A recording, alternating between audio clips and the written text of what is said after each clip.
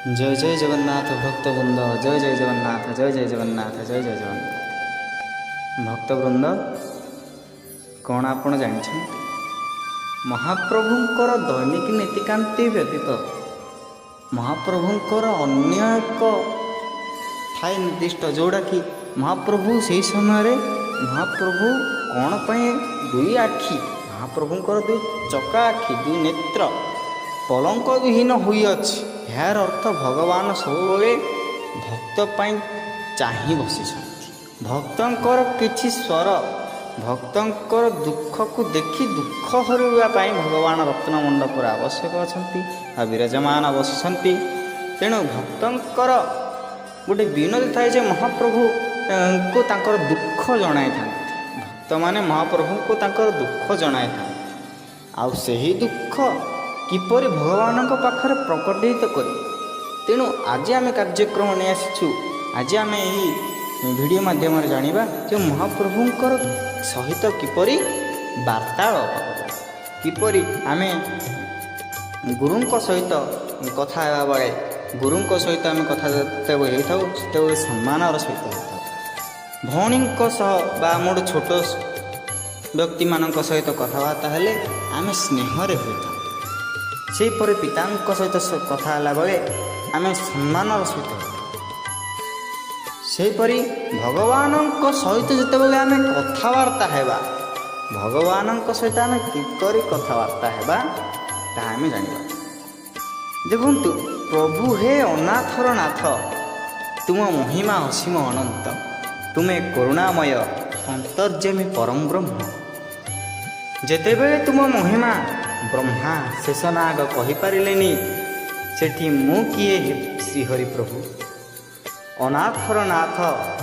अटहो तोर नाम अनंत तुम्हें करुणा नाम रे कृपा सागर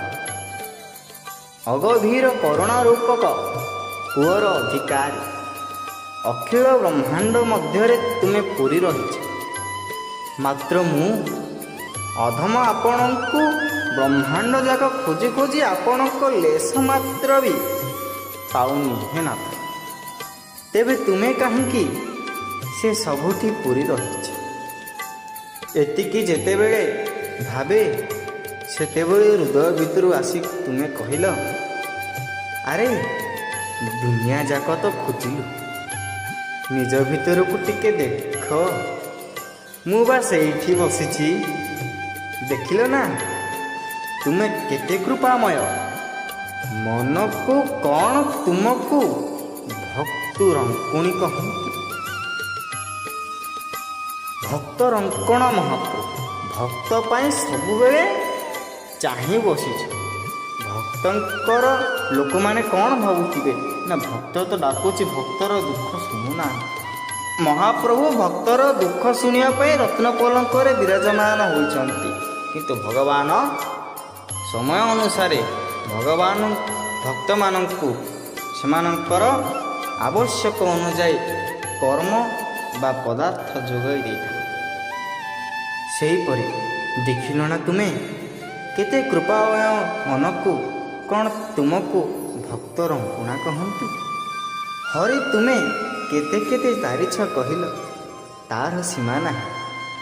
से सब मु अनंत जन्मरु तुम दयार शुणी आसी किछि वर्णना करती किंतु कौन करिबे कुह मोर से शक्ति कहीं है नाथ तुम्हें जदि न रखिब षड़ रिपु रूपक शत्रु ए जीवन को नष्ट करदे हो तुम इच्छा रखिले रख नहले मार तुम्हें खुशी हेबा दरकार मु नर्कगामी हेले जदि तुम्हें खुशी तेबे तुम इच्छा मु बाधा देबा को किए नर्कगामी कौन पाइना भगवान भक्त भगवान मध्य जो प्रेमर भाषा रही भगवान आ भक्तर मध्य जो प्रेमर भाषा रही प्रेमर लक्षण यहाँ जे सीए ता प्रेमिक पाई सब किछि परित्याग करदेव केवल प्रेमिकर खुशी पाई आज्ञा सेपरि भक्त भगवान मध्य तो आउ कि आसीपर ना ମନୁଷ୍ୟ ଯେତେବେଳେ ପ୍ରେମ କରେ କେବଳ ଭଗବାନଙ୍କ ପାଇଁ କରେ, ଭଗବାନଙ୍କ ଲାଗି କରେ। ଆଉ ଭଗବାନଙ୍କ ସହିତ ହିଁ ଏଇ କଳିଯୁଗରେ ପ୍ରେମ ସମ୍ଭବ। ଆଉ ଯାହା ସହିତ ବି ହେବ ତାହାକୁ ମାୟାର ନାମ ଦିଆଯିବ, ମୋହର ନାମ ଦିଆଯିବ। କ'ଣ ପାଇଁ ନା ଯଦି କଳିଯୁଗରେ ପ୍ରେମର ଅଂଶ ମାତ୍ରକୁ ପାଇବାକୁ ଅଛି ତାହେଲେ ଏକମାତ୍ର ହେଉଛି ସେ ଭଗବାନ। ଭଗବାନଙ୍କ ଛଡ଼ା, ଦାରୁବ୍ରହ୍ମଙ୍କ ଛଡ଼ା ଆମେ ଯାହା ସହିତ ବି ପ୍ରେମ କରିବା ତାକୁ ପ୍ରେମ କୁହାଯାଏ। ଭଗବାନ ହିଁ ପ୍ରେମର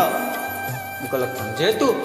ପ୍ରେମିକ ପାଇଁ ପ୍ରେମର ମହତ୍ଵ ଏଇଟା ଯେ ପ୍ରେମିକ ପାଇଁ ସେ ସବୁକିଛି ପରିତ୍ୟାଗ କରିଦେବ କେବଳ ପ୍ରେମିକର ଓଠରେ ଖୁସି ପାଇଁ। ସେହିପରି ଏଠାରେ କୁହାଯାଇଛି ଯେ ଭଗବାନଙ୍କୁ ଆମେ ଖୁସି କରିବା ପାଇଁ, ହେ ଭଗବାନ ଆପଣ ଯଦି ମୁଁ ନର୍କଗାମୀ ହେଲେ ଆପଣ ଖୁସି ହୁଅନ୍ତି ତେବେ ମୁଁ ନର୍କକୁ ଯିବାକୁ ମଧ୍ୟ ପ୍ରସ୍ତୁତ ଅଛି। ହେ ଆତଙ୍ଗ ରକ୍ଷଣ ଅନାଥର ନାଥ ଟିକେ କୃପା କର, ଟିକେ ମୋ କଥା ଶୁଣି ଅନାଥ ରକ୍ଷଣ ନାମ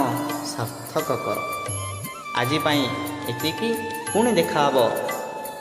ଆଗାମୀ ପର୍ଯ୍ୟାୟରେ। ଜୟ ଜଗନ୍ନାଥ।